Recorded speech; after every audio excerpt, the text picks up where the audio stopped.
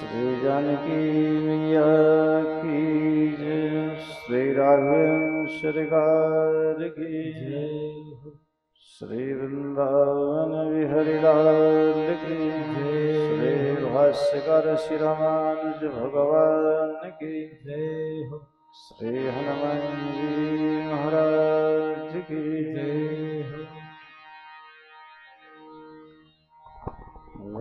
पूज्यपाद जगद्गुरु स्वामी जी महाराज की जय हो। वंदे विदेहतनया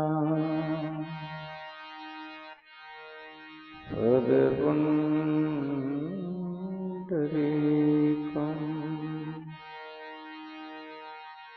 केशोरसौरभसमान्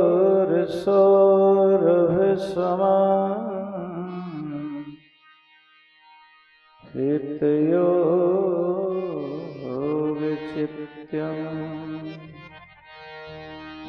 हन्तुं त्रितापमनिशम् मुनिहंससेव्यम्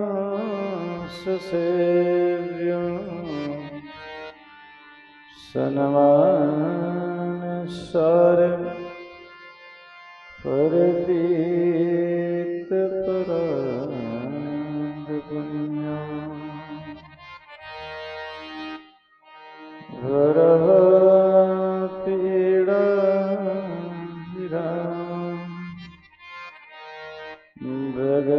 भगवद्तिलकं कुण्डलाक्रान्तगण्यं किञ्जाच्छमुकं बुकण्ठम् विस्मितसुभगमुखं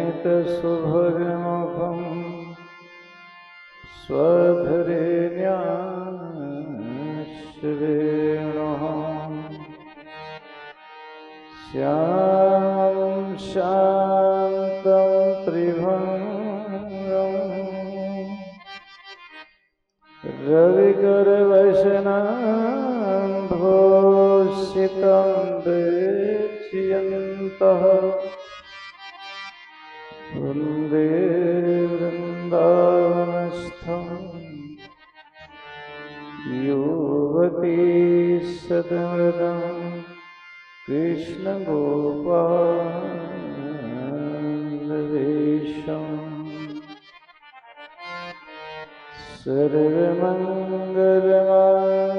सर्वमङ्गलमाङ्गल्यं सर्वे पत्रविनाशनं वन्दे रामानुजास्य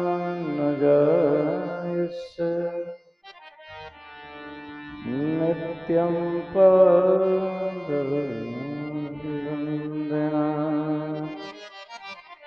श्री लक्ष्मीनारायण भगवान की जय।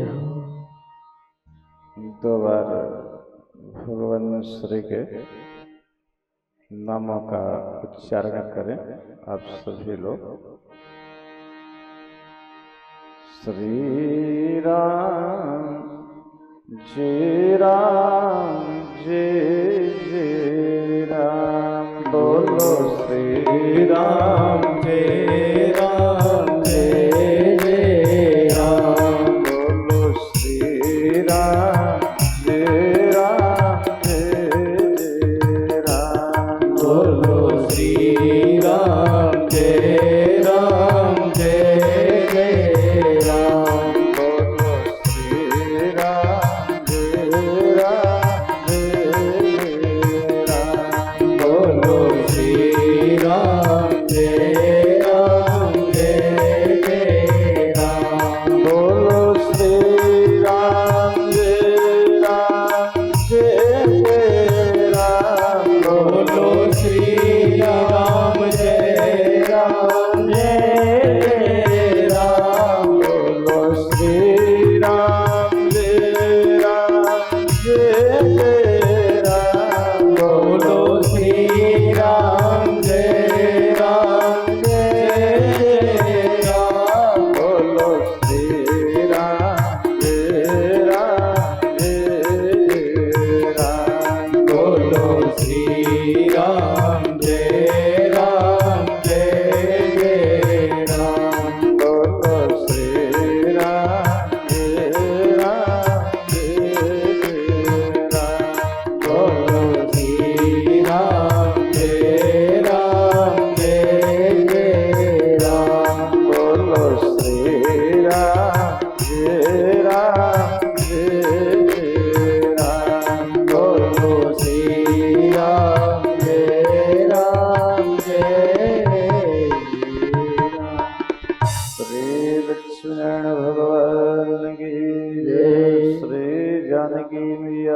की जय। श्री राघवेंद्र सरकार की जय। श्री वृंदावन बिहारी लाल की जय। श्रीमद्भागवत महापुराण की जय।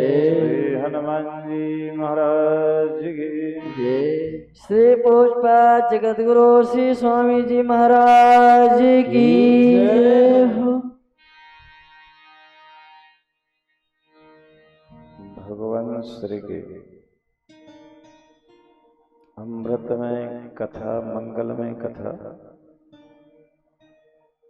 आप लोग अनवरत श्रवण कर रहे हैं और श्रवण करने का अवसर प्राप्त हो रहा है। भगवान की कृपा और भगवान की छांव भागवत के माध्यम से, सत्संग के माध्यम से, कोई तीर्थ और मंदिर के माध्यम से, कहीं भी कोई छांव सानिध्य प्राप्त हो जाए तो यथार्थ सुख, यथार्थ आनंद की प्राप्ति होती है।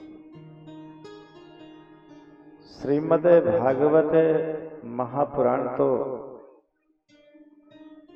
पंचम वेद है और जीव को ईश्वर से मिलाने के लिए एक सुंदर पथ और मार्ग है। ईश्वर के पास कैसे जाया जाए, जाने की क्या विधि होगी, ईश्वर का निवास कहाँ पर है, कहाँ रहते हैं, कैसे मिलते हैं, ये श्रीमद् भागवत में अनेक ऐसे भक्त हैं जो कुछ ज्यादा उपाय करके, कुछ कम उपाय करके, कुछ समाधि जंगलों में बैठ करके, खोह कंदरा और चोटियों में, और कुछ अपने गृह घर में ही ईश्वर को प्राप्त करते हैं। बने विदोषा भगवंति रागिणाम गृहेपि पंचेन्द्रिय निग्रहस्तपः अकुस्यते कर्मणि च प्रवर्तते निवृत्त रागस्य ग्रहम तपोवनम्। जीवन में एक निवृत्ति चाहिए, जीवन में एक साधना चाहिए। व्यक्ति कहीं भी रहे, घर में भी रह करके उसे ईश्वर प्राप्त हो सकते हैं और जंगल में भी जाकर के ईश्वर उसे मिल सकते हैं। बने विदोषा प्रभवन्ति रागिणाम गृहेपि पंचेन्द्रिय निग्रहस्तपः, इंद्रिया उसके वश में हो, मन उसके वश में हो, विचार अच्छे हो, ठीक हो, विचारों की तरंगे और विचारों में गोता ना हो, विचारों में बहुत से लहरें ना हो, विचार व्यवस्थित हो, व्यवस्थितो बोधा। अपि चेत् दुराचारो भजते मामनन्नभा साधुरेष मंतव्यः। व्यवस्थित बुद्धि से भगवान का यजन भजन किया जाए। व्यवस्थित बुद्धि के द्वारा भजन किया जाएगा तो भगवान उसे शीघ्रता से, जल्दी से स्वीकार कर लेते हैं, दास के रूप में, सेवक के रूप में। गीता के 9वें अध्याय में ऐसा कहा गया है। अर्जुन का प्रश्न है कि जो कभी मार्ग में नहीं चला, आपका भजन नहीं किया, आपका चिंतन नहीं किया, और कभी कभी आप उसे तुरंत शरणागति प्रदान कर देते हैं, तो भगवान कहते हैं हाँ, अपि चेत् दुराचारो भजते माम नन्नभाग। अभी तक वह संसार में रह करके ऐसे कर्मों से जुड़ा था जिन कर्मों से पुण्य इकट्ठा नहीं होता, पुण्य संचय नहीं होता, पाप संचय होता, किंतु आकर के वो समर्पण की बुद्धि रख करके समर्पण हो गया। तो अर्जुन का प्रश्न है कि ऐसा जो जीव, ऐसा जो मानव जो अभी तक धर्म पथ से जुड़ा नहीं था, अभी ही आपके शरण में आया और जुड़ गया और समर्पण हो गया, तो क्या आपके शरण से अब नहीं जाएगा? तो भगवान कहते हैं हाँ, व्यवस्थित होकर के आया है। पहले अवस्थित था, अब व्यवस्थित हो गया। व्यवस्थित होकर के हमारी शरण में आ गया है, इसलिए अब नहीं जाएगा। साधु रह मंतव्य है, जो हम साधु को गति प्रदान करते हैं वही गति हम इसे भी प्रदान करते हैं, उसे भी वही गति हम दे देते हैं। तात्पर्य कि जीवन में एक मार्ग की पराकाष्ठा है, एक सुंदर सा मार्ग बन जाए, जिस मार्ग में भगवान मिल जाते हो,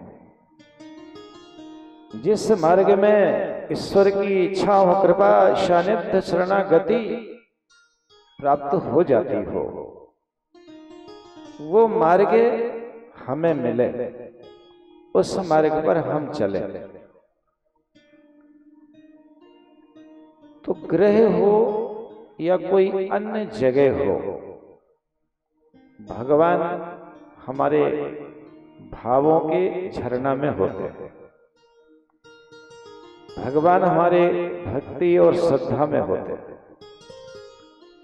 इसलिए कहा गया है काष्ठ पाषाण धातु नाम कृत्वा भावेन सेवनम। भगवान काष्ठ में भी हैं, भगवान पाषाण में भी हैं, भगवान सुवर्ण अन्य धातुओं में भी है। और भगवान जैसे वो कहता है ना, हिरण्याकश्यप वस्तव्यम कंस दृश्यते, तो भगवान पत्ते में सूखे और ताजे में, कोई कण और पत्थर, तो वहां पर कोई भक्त है जो अपने भावों से भगवान को प्रकट करता है। अभी हम आचार्य जी से पूछे कि कथा आगे कहाँ है, तो उन्होंने कहा कि अभी वामन भगवान की कथा का श्रवण हुआ है, आगे भगवान श्री राम और भगवान श्री कृष्ण की कथा है।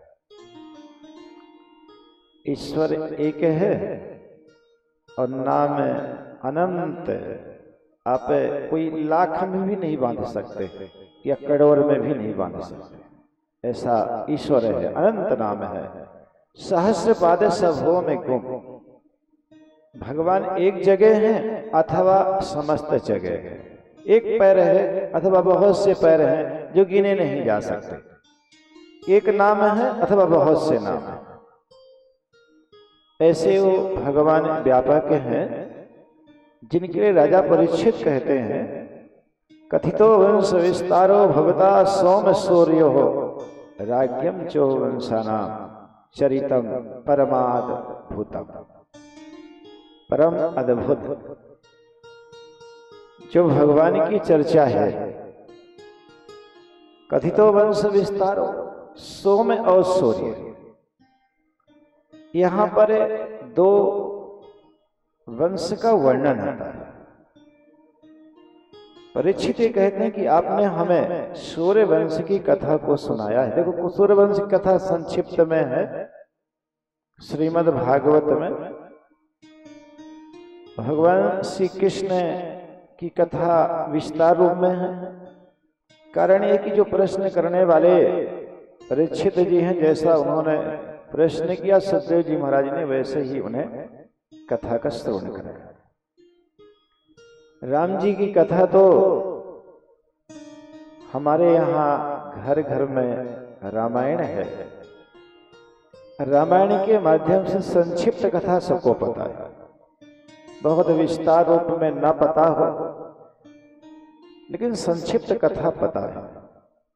भगवान श्री कृष्ण की भी कथा संक्षिप्त पता है सभी लोगों को। भगवान श्री राम का अवतरण इस वसुंधरा में, इस गगन अंबर के नीचे, और भगवान श्री कृष्ण का अवतरण। देखो, भगवान के यहाँ पर 24 अवतरण हैं। इन 24 अवतरणों में 2 ऐसे अवतरण हैं जो दीर्घकालिक अवतरण है और पूर्ण ब्रह्म के अवतरण है, जो भगवान इस धरा में आकर के बहुत समय तक निवास करते हैं। तो भगवान श्री राम का अवतरण और कृष्ण का अवतरण, दोनों अवतरण में थोड़ा सा अंतर है।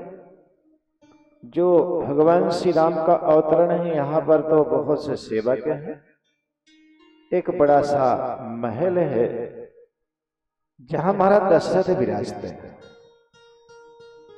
जहां इनकी 3 रानियां हैं और पहले से ही आगमन की तैयारी है। हमारे यहाँ बालक को आना है, लल्ला को आना है। हमारे यहाँ एक बालक का जन्म होना है। ये राजमहल की एक बड़ी तैयारी है, पहले से उत्सव की तैयारी है। जहां भगवान श्री कृष्ण का अवतरण होना है, वहां जो माँ है और पिता है, उनके पैरों में बेड़ियां हैं। बहुत छोटा सा कक्ष है, सामने बहुत से पहरेदार हैं। जो वातावरण है वहां का वो भय युक्त है। जो भक्त है, जो भगवान को बुला रहा है, जो भगवान के आने की राह देख रहा है, वो देखता है भगवान यदि आएंगे तो कहां से आएंगे, कैसे आएंगे। इधर तो बहुत से पहरेदार हैं और जो इस कक्ष में झरोखा है, खिड़की है, बहुत छोटी है। भगवान तो विशंभर हैं, सर्वनियंता हैं और अखिल ब्रह्मांड नायक हैं। उनको आना है। उनका आगमन कैसे होगा, किस तरह से होगा, ऐसे निरंतर एक रटन है, एक चिंतन है। भजन हो रहा इसी माध्यम से। देखो, प्रीति लग जाए भगवान में तो दुनिया की कोई भी वस्तु आपको अच्छी नहीं लगती। दुनिया के कोई भी पदार्थ आपको अच्छे नहीं लगते। जब आपका लगन भगवान में हो जाए, ईश्वर में हो जाए। जे हूं जानत ते हूं देव जनाई, जानत तुम्हें हो ही जाए। जिनके ऊपर ईश्वर की कृपा हो जाती है और जो ईश्वर की ओर चल देते हैं, वो सिर्फ मात्र भगवान को ही जानते हैं। वो भगवान के सिवा अन्य कुछ नहीं जानते। एक स्वरूप है, एक नाम उनके पास होता है। उसी चिंतन में, उसी में डुबकी लगाते हुए और कभी गुनगुनाना, कभी रोना, कभी हंसना, ये उनके जीवन की परिस्थितियां होती थी। और रोने में भी आनंद, हंसने में भी आनंद, शांत स्थिति में बैठने में भी आनंद। जब भगवान का कोई रहस्य उपस्थित होता है, जहां करुण रहस्य है वहां रोना आता है। और कोई फिर ऐसा रहस्य है जहां हंसने वाला है तो फिर वो हंसने भी लगते। इसलिए भगवान के रहस्यों को जान करके रोना और हंसना होता है, इसलिए वो आनंद की अनुभूति वहां पर होती है। तो भगवान का आगमन इस कारागृह में हो रहा है जो मथुरा में स्थित है।